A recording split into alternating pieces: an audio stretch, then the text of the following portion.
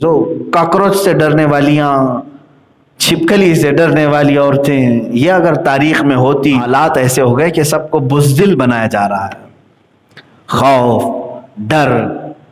میں بھی چند دن قبل عورتوں کی وہ یہ بیان بھی کر رہا تھا، میں نے اسلام کی وہ عورتیں بھی پڑھی تاریخ میں کہ دن میں کئی مرتبہ وہ ننگے ہاتھ سے تلوار کو پوچھتی تھی، صاف کرتی تھی اپنے شوہروں کو پکڑانے کے لیے، اپنے بیٹوں کو اور اپنے بھائیوں کو دینے کے لیے۔ وہ خواتین ایسی تھی کہ ان کی ہتھیلیاں ہمیشہ تلوار کی دھار سے کٹی رہتی تھی، تلوار کی دھار سے کٹی رہتی تھی۔ یہ ہماری ماؤں کی تاریخ ہے کہ وہ اپنے ننگے ہاتھ سے تلوار کو یوں پوچھتی تھی کہ کبھی ان کو احساس تک نہیں ہوتا، اور وہ اپنے شوہروں کو پکڑاتی، وہ اپنے بیٹوں کو اور اپنے بھائیوں کو۔ میرے عزیزو، کاکروچ سے ڈرنے والیاں، چھپکلی سے ڈرنے والی عورتیں، یہ اگر تاریخ میں ہوتی تو شاید اسلام یہاں تک نہ آتا۔ جو معزز اور مقدس خواتین نے بہادری پیش کی تھی اس زمانے میں، آج وہ تو مردوں میں بھی نہیں ہے، آج وہ مردوں میں بھی نہیں ہے، نوجوانوں میں بھی نہیں ہے۔ اللہ تبارک و تعالیٰ بزدلی دور فرمائے۔ ہم دعا بھی کرتے ہیں نا، اللہ کے نبی صلی اللہ تعالیٰ علیہ وسلم کی ایک دعا ہے، اللہم انا نعوذ بک من الجبن والبخل ونعوذ بک من العجز والکسل۔ یہ حضور دعا کرتے تھے، جس کا ترجمہ میں بتاؤں، اللہم انا نعوذ بک من الجبن والبخل کا مطلب ہوتا ہے اے اللہ مجھے بزدلی سے بچا، میں تیری پناہ مانگتا ہوں بزدلی سے۔ بزدلی کا مطلب ڈرپوک آدمی، ہر چیز سے خوف کھانے والا آدمی، اللہ کا ڈر چھوڑ کر کے ساری دنیا سے ڈرنے والا۔ اور حضور جب پناہ مانگتے تھے اس چیز سے تو اندازہ کرو کہ یہ کتنی خطرناک چیز ہے، مردوں کے اندر تو ہونا بھی نہیں چاہیے۔ اب یہاں اللہ تعالیٰ کے یہ وعدے، یہ ساری چیزیں میں نے آپ کے سامنے رکھ دیا کہ اس کی جنگی طاقت کس قدر سخت ہے، لیکن کس کے لیے؟ جو اٹھا اس کے لیے ہے۔ اب آگے جو آیتیں آج میں نے تلاوت کیا اس میں اللہ تعالیٰ فرماتا ہے جو اچھی سفارش کرے اس کے لیے اس میں سے حصہ ہے۔ اب یہاں سفارش کا مطلب یہ ہے کہ کسی کے بھی پاس جا کر کے کسی کے لیے سفارش کرنا۔ دیکھیں دو طرح کی سفارش ہوتی ہے، سورس آپ بھی سوچتے ہوں گے لگاتے ہیں تو دونوں طرح کے آپ استعمال کرتے ہوں گے، بعض کے لیے اچھائیوں کے لیے، بعض کے لیے دو نمبری سفارش بھی ہوتی۔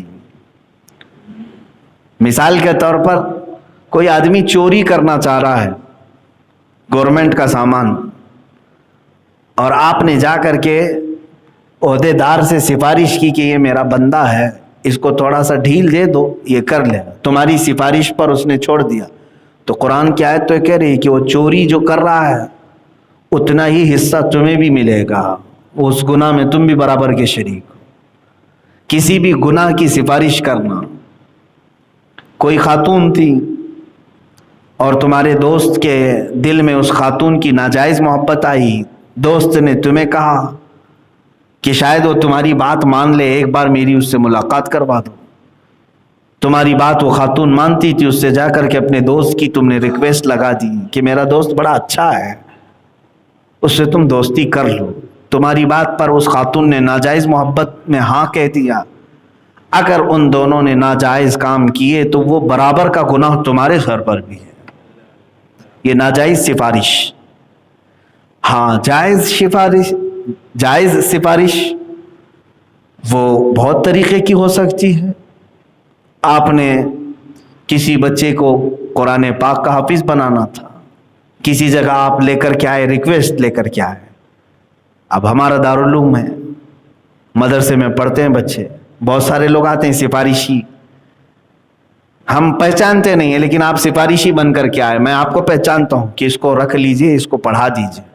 آپ سفارش لے کر کے بچے کو آئے، بچے کو ہم نے لے لیا آپ کی سفارش پر، آپ کو پہچانتے تھے۔ اب وہ بچہ جب حافظ قرآن بنا اس کا ثواب سفارش کرنے والے پر بھی ہے۔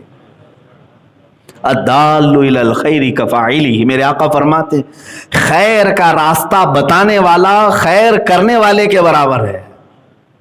دونوں بھی باتیں یاد رکھ لیں۔ آپ چل رہے تھے راستے پر، آپ سے کسی نے پوچھا مسجد کدھر ہے، آپ نے راستہ بتا دیا، وہ مسجد میں آیا جتنی رکعت پڑھے اللہ تعالیٰ اتنا ثواب اسے بھی دے گا. راستہ بتانے والے کو بھی وہ ثواب دیا جائے. کسی نے شراب کی دکان کا ایڈریس پوچھا, آپ نے صرف انگلی سے بھی بتا دیا کہ یہاں ہے دکان, 6 نمبر پہ نہیں, 1 نمبر پہ ہے, 2 نمبر پہ ہے, 3 نمبر پہ ہے, فلاں جگہ پر ہے. آپ نے انگلی کے اشارے سے یا ایڈریس کوٹ کر کے بتایا تو فرمایا گیا ہے کہ وہ اگر جا کر کے استعمال کر لیا تو اس کے گناہ میں تمہارا بھی حصہ شامل رہے گا. اسی لیے میرے آقا صلی اللہ تعالی علیہ وسلم نے جو شراب کے استعمال کرنے والوں پر جو لعنت فرمائی وہ 10 قسم کے ہیں. ابھی کل ہی ایک صاحب نے مجھے فون پہ مسئلہ پوچھا تھا کہ نئی گاڑی ہم نے لی ہے, وہ ایئرپورٹ سے سامان اٹھاتی ہے اور لے جاتی ہے, لیکن اس میں شراب کی بوتلیں ہی لا دی جاتی ہیں, لوڈ کی جاتی ہیں اور دوسری جگہ, لیکن ہمارا اس میں سے کوئی حصہ نہیں ہے.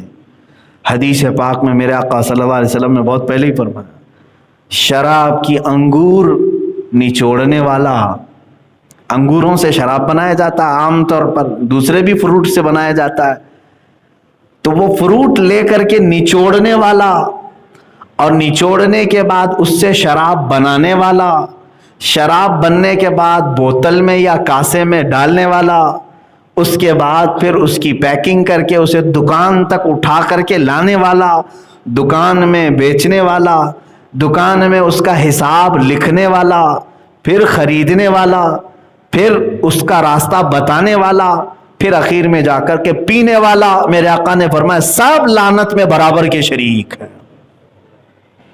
پی تو ایک ہی رہا ہے, 9 لوگ کام کر رہے ہیں, لیکن وہ سب کو اس گناہ میں شریک کر لیا. اللہ کے نبی صلی اللہ تعالی علیہ وسلم نے فرمایا, تو ہم نے یہی جواب بتایا بھی کہ اگر آپ کی گاڑی یہ کام میں ملوث ہے تو شراب پینے کا جو گناہ ہے, آپ کو شرابیوں کی مدد کرنے کا گناہ ضرور ملے گا. تو یہاں پر ان آیات میں یہ بتایا بھی گیا ہے کہ جو اچھی سفارش کرے اس کو اس کا حصہ دیا جائے گا, اور جو بری سفارش کرے اس کا بھی حصہ اسے دیا جائے گا. یہ ایک مسئلہ ہے, آپ یاد رکھیں, آپ کی زبان سے کبھی ایسا کام نہ ہونے پائے کہ آپ کے ایڈریس بتا دینے کی وجہ سے کوئی غلط کام کر گیا. کسی کو ایسا راستہ کھول کے بھی نہ بتاؤ کہ اس پر چلنے کے بعد وہ غلط کرنے لگ جائے. آپ اگرچہ نہ کرو, بعض لوگ یہ کہتے ہیں کہ میں تو نہیں کرتا لیکن اس کو بتا دیتا ہوں, چاہے تو یہ کر لے, تو تم برابر کے شریک ہو جاؤ. ہاں, جتنا ہو سکے خیر کی ان کو دلالت کریں, خیر کے راستے بتائیں, انہیں یہ تمام چیزوں کو بتا سکتے آپ.